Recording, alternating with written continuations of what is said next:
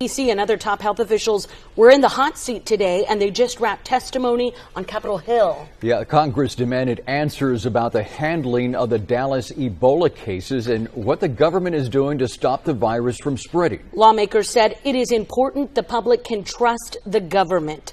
CDC Director Thomas Frieden said he is confident the systems in place can prevent an Ebola outbreak right here in the U.S. We have new information on one of the two nurses infected with Ebola while caring for Thomas Eric Duncan. He died last week from the virus. Nina Pham, a nurse at Texas Health Presbyterian Hospital, is being moved to the National Institutes of Health facility in Maryland this afternoon. That facility is one of 4 biocontainment facilities in the country. Meanwhile, Amber Vinson, the second nurse infected with the virus, is now battling Ebola at Emory Hospital in Atlanta, Georgia. Both women contracted Ebola while taking care of Thomas Duncan. Again, like you just mentioned, Oscar, the Liberian man, died last week. And you might remember Vinson was allowed to fly on a Cleveland to Dallas Frontier Airlines jet with an elevated fever. Now, we learned today the CDC cleared Vinson for that travel. The flight crew now must stay home for 21 days, and we also understand that some of the more than 130 passengers who were on that flight with Vinson are now quarantining themselves. I've bleached all my luggage, washed all my clothes, just trying to keep everybody, completely away from my house. The Atlanta and Maryland facilities are 2 of 4 hospitals in the U.S. specially equipped to handle Ebola. The CDC has repeatedly said the U.S. is not at risk of an Ebola outbreak. Frieden mentioning that again on Capitol Hill today. Yeah, and here is what they have told the public since the first Americans, Dr. Kent Brantley and Nancy Wright-Bull, contracted Ebola in July. Back on July 28th, the CDC said there is no significant risk in the U.S. and it is unlikely the disease would spread if imported into the U.S. Then on August 13th, the CDC said they were preparing for any possibility, including that a traveler might become ill with Ebola while in the United States. Nearly 1 month ago, on September 17th, the CDC said, quote, they do not view Ebola as a significant public health threat to the United States, and that they would ensure the U.S. public health and healthcare systems are prepared to rapidly manage cases to avoid further transmission. 9 days later, Thomas Duncan showed up with a high fever to Texas Presbyterian Health Hospital. He told nurses he had just traveled from Liberia. Still, he was sent home. Duncan was hospitalized 2 days later and died 10 days after that, after he was finally admitted. Today, President Obama authorized the call-up of National Guard and reserves to fight the spread of Ebola in West Africa. And just yesterday, he announced the creation of an Ebola SWAT team. The rapid response team of medical experts would be dispatched to any local hospital with an infected patient within 24 hours. Now, the White House has also made similar statements regarding Ebola in the U.S. On September 16th, President Obama said the CDC and the U.S. government both agree that the chances of an Ebola outbreak in the U.S. was extremely low. On October 8th, after Thomas Duncan died, President Obama said because of our country's world-class medical system and safety measures in place, the chance of an Ebola outbreak in the U.S. still remained extremely low. Interesting to track it all with the backstory of that. As the story of Ebola in the U.S. continues to evolve each day, Channel 5 News is digging deeper into the readiness of Valley hospitals. Can they deal with Ebola cases here in the Valley if they were ever to be confirmed? And that is a story that our Kirk Chason has been working on this week. He's right now in our newsroom with more on what he's dug up. Kirk? Right. A group called National Nurses United is calling for higher national standards for handling Ebola. We've been trying to get detailed information from local hospitals. How exactly are they training their nurses? What details can they provide about their infection control protocols? Not one person from any Valley hospital would talk on camera about their Ebola preparations. None would allow us inside to see their isolation facilities. National Nurses United says what happened in Dallas, where those 2 nurses have been infected with Ebola so far, could happen anywhere. Tonight at 6, responses from Valley hospitals about how they are preparing for any potential cases of the disease that could show up down here. Live in the newsroom, Kirk Chason, Channel 5 News at 5. And count on Channel 5 News to keep you up to speed on Ebola. Follow our developments on air and online.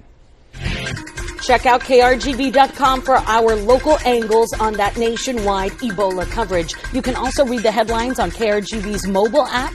Don't forget about Twitter and Facebook. Weather-wise, yet another nice day across the valley. A cool start. Temperatures down around 60 this afternoon. Readings have bounced back into the 80s, but still relatively low humidity right now, only 32%. Dew point's up a little bit from yesterday. That's because that wind is now out of the southeast at about 14 miles an hour. Tomorrow, a little more humid, and by Saturday, Sunday, could be an isolated shower, even a thunder shower around. We'll look at that with your First Warn 5 forecast in a few minutes. In less than an hour from now, a new justice of the peace will be sworn in. The former mayor of Benitez will now be Hidalgo County's interim Precinct 3 Place 2 JP. That JP serves the Mission area. Ismael Melo Ochoa's name will be removed from the county building. He resigned last week for unknown reasons. The swearing in is going to happen at 6 p.m. tonight at the Faith Fellowship Bible Church there in Benitez. County commissioners appointed Marcos Ochoa to the position earlier this week. A note, the two Ochoas are not related. One man is facing smuggling charges this afternoon. He led police on a chase this morning from La Jolla to Mission. Palmview police used some road spikes to stop the vehicle. The chase ended at Conway and 83 Frontage Road in Mission. The driver suffering minor injuries when he rear-ended an 18-wheeler. 8 illegal border crossers were inside the SUV he was driving. They were taken into custody by Border Patrol for processing. Cameron County fire officials are investigating the cause of a major house fire. The home at the end of Tampa Avenue, just west of FM 2556, burned yesterday afternoon. The homeowners just purchased the home a couple weeks ago. They hadn't even moved in, and they didn't have homeowners insurance either. Deputies released a photo of a fugitive, and so far, still no luck in the hunt for the stabbing suspect. 20-year-old Jose Luis Escamilla is running from an arrest warrant. We first flashed his mugshot 2 days ago. Investigators think Escamilla confronted the victim at a birthday party. That argument led to the victim being stabbed several times in his back and stomach. The 42-year-old victim is still recovering from all those injuries. This whole thing happened inside a home along the 4500 block of Aaron Drive, north of Mission. Call authorities if you've seen Escamilla. The U.S. launches more airstrikes on ISIS targets in northern Syria. Opposition forces are making advances with U.S. help. And more trouble for that alleged White House fence jumper. What police are slapping him with now. Stay with us. You're watching Channel 5 News at 5 this Thursday. Breaking news. Breaking stories. This is Channel 5 News with Oscar Adame, Melissa Correa, and First Warn 5 Weather with Chief Meteorologist Tim Smith. This is Channel 5 News at 5.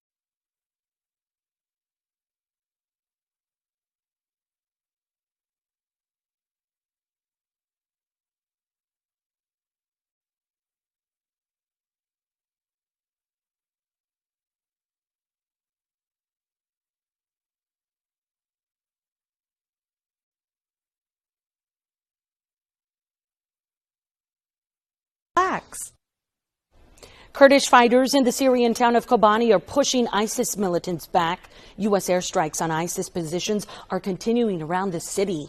Kurdish fighters were able to make significant advances with the help of airstrikes.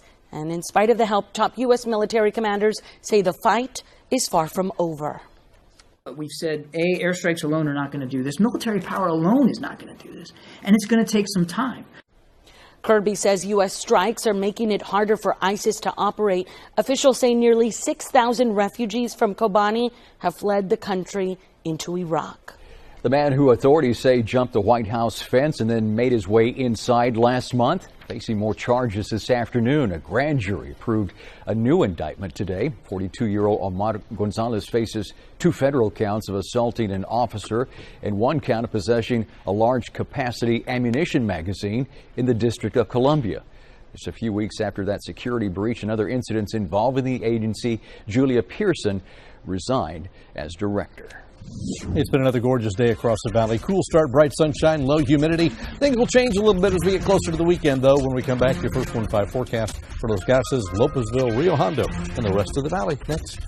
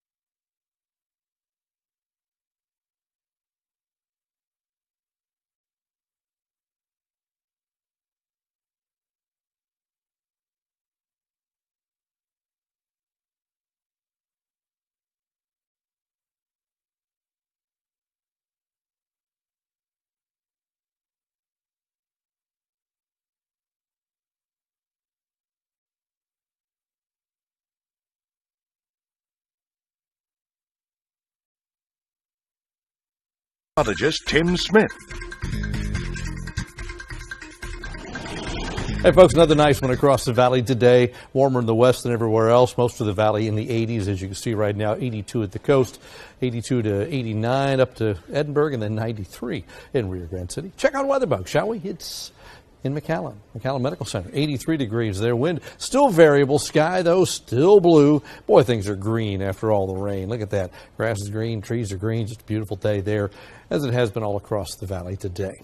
Let's go back to the maps and let's take a look at our dew points. And right now they're still 50s and 60s, so they're on their way up just a little bit. That means tonight's lows will be a little warmer than the last couple of nights, mostly in the mid-60s over the area, and at the island about 70. So we're starting to see things return back toward normal and probably above normal before long. Rest of South Texas, 90 in Laredo, 88 San Antonio. Victoria's 86 right now. Del Rio checks in at 89 degrees. Even up into Dallas, it's back up to 87.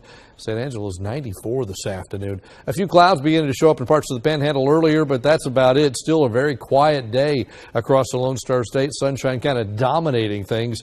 As we go through the next couple of days, we begin to see things change a little bit. Number one, a front settles down to the northern part of the state. Southeasterly wind kicks in, and notice by tomorrow afternoon, we start to see a little bit of moisture showing up along the coast.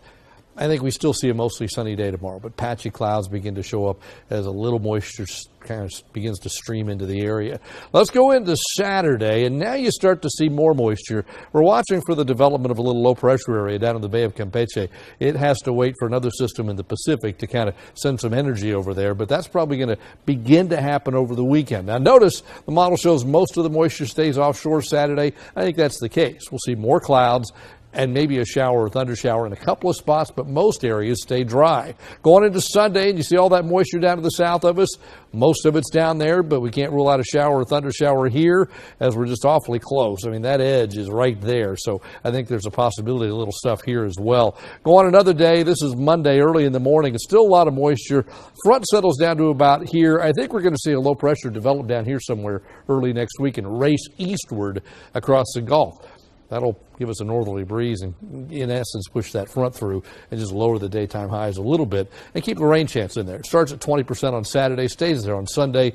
The normal high is 87. We're going to drop back down below normal because of the increased cloud cover and that chance for a few showers. The Gulf right now is quiet. That's what we're watching right there. And, of course, that very impressive storm, it's Gonzalo, about halfway between the Caribbean islands and Bermuda right now with winds of 145 miles per hour. Strongest hurricane we've seen in the Atlantic Basin in a long time. Folks in Bermuda right there getting ready. Tomorrow afternoon is going to be a rough afternoon for them. Then it races out to the North Atlantic. Should leave everybody else alone, but a pretty impressive storm in the Atlantic Ocean right now, fortunately staying away from us and the rest of the U.S. 64 tonight, cleared and cool tomorrow, back up to 91, mainly sunny, certainly a little bit more humid, but still plenty of sunshine. Saturday, Sunday, the clouds begin to show up and spotty showers a possibility, even a thunderstorm in a few spots. Notice how daytime highs come back down a little bit. Nighttime lows stay about 70 or so. Looks like plenty warm and humid by the time we get to next week. That's your updated First Warn 5 forecast. Gear Up is providing Valley parents and students with big opportunities. We'll hear from 3 students who are reaping the benefits. Lindsay Gunsa on the way with Gear Up in 2 minutes.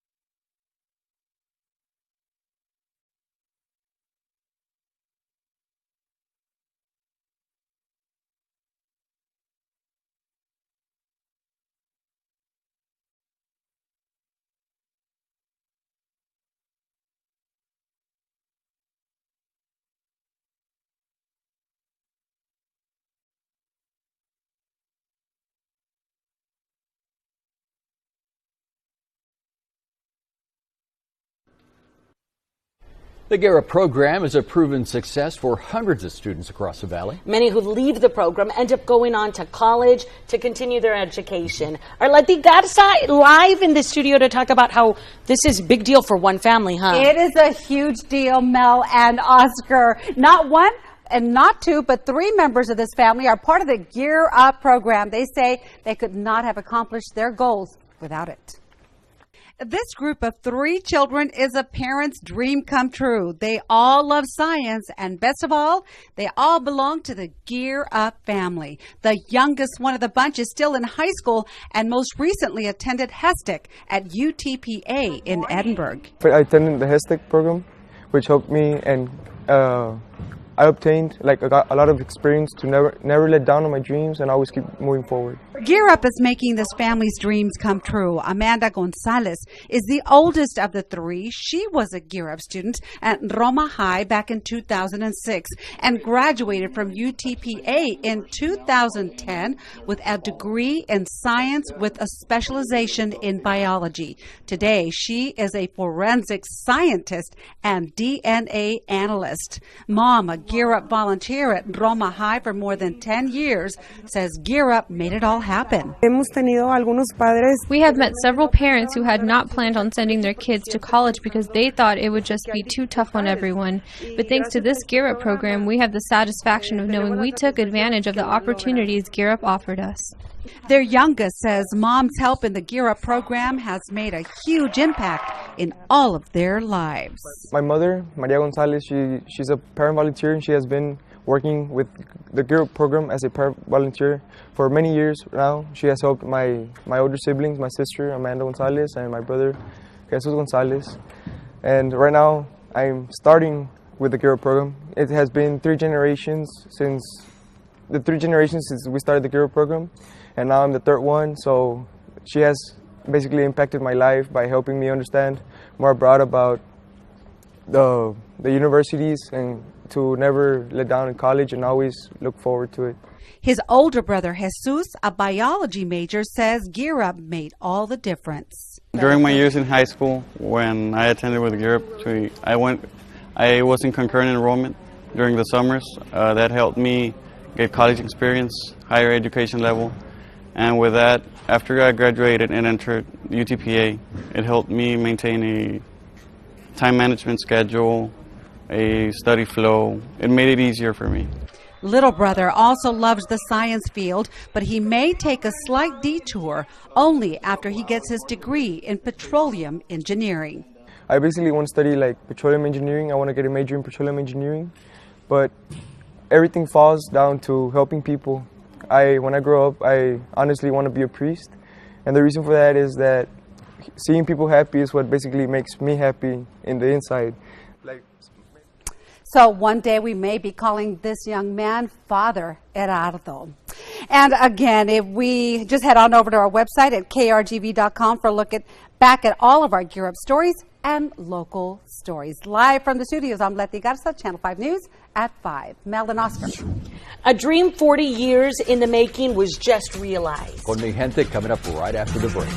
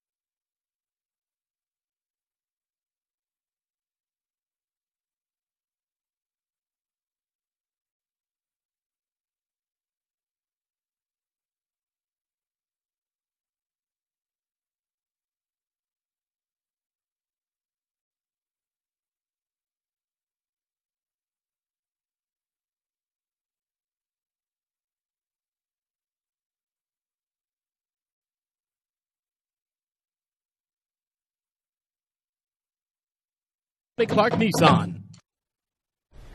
It started as an idea 40 years ago with one classroom and one teacher. Today, it's bigger than ever imagined. Rick Diaz has our Con Mi Gente for today.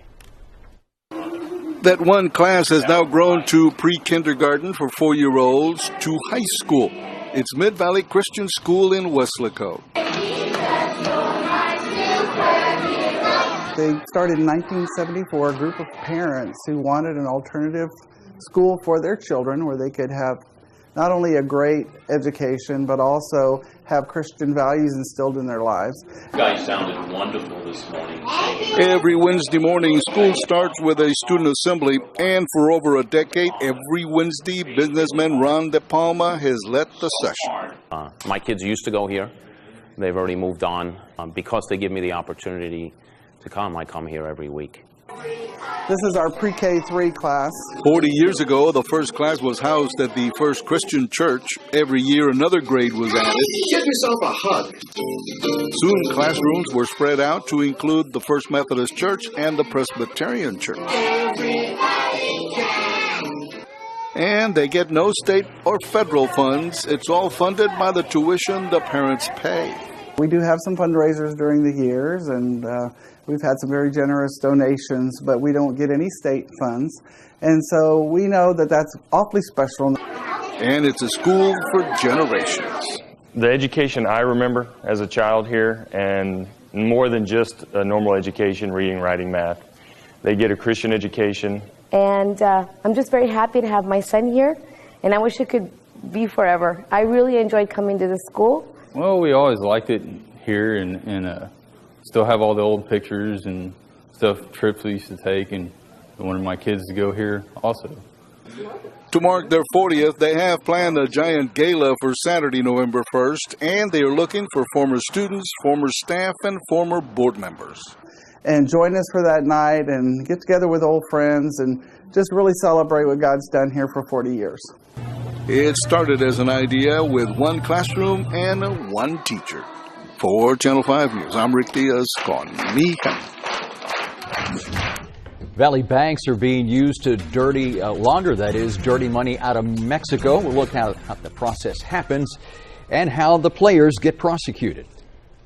That and so many more local headlines, all new on Channel 5 News at 6.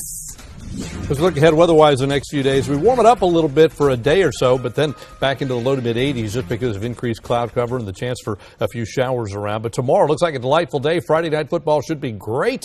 And then spotty showers show up on Saturday. An update to your forecast coming up at 6. I enjoyed it while we had it, huh? The cooler weather. Never lasts. Never lasts. All the good things never do. You got to appreciate it before it's moved on. I've heard that before. Getting deep at 5. Thank you so much for sticking with us this Thursday. Be safe. Have a great evening. Bye-bye.